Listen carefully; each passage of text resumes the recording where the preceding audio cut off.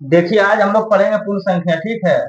आज हम पढ़ेंगे हम लोग पूर्ण संख्या और प्राकृतिक संख्या के बारे में जानेंगे। प्राकृतिक संख्या तो आप पहले चैप्टर में पढ़े होंगे, लेकिन आज पूर्ण संख्या पढ़ा रहे हैं, ठीक है। आप लोग ध्यान से देखिएगा, ठीक है। ध्यान दीजिए और फोकस कीजिए इस पे, बोर्ड पे क्या समझा रहे हो समझिए। देखिए प्राकृतिक संख्या किसको कहते हैं हम सब। देखिए यहाँ एन का मतलब क्या होता है, नेचुरल।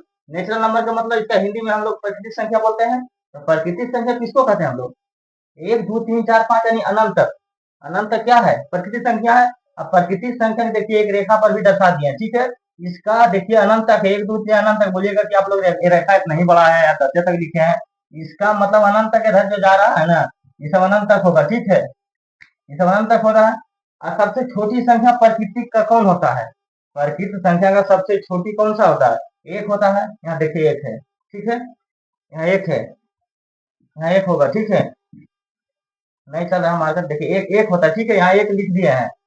सबसे छोटी संख्या प्रकृति का कौन सा होता है, एक। अब पूर्ण संख्याएं का, पूर्ण संख्याएं भी समझ लीजिए, ठीक है। पूर्ण संख्याएं किसको कहते हैं, यानी जीरो से लेके अनंत तक।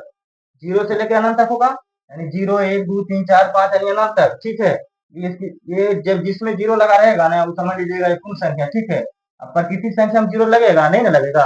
आप लोग ध्यान से देखिएगा, देखिए रेखा पर भी दर्शा दिए हैं। जीरो से लिए है ना, जीरो से लेके 1 2 3 4 5 6 7 यानी इसका मतलब अनंत तक। इसका मतलब अनंत तक होगा। देखिए नोट में भी लिख दिए हैं, ठीक है।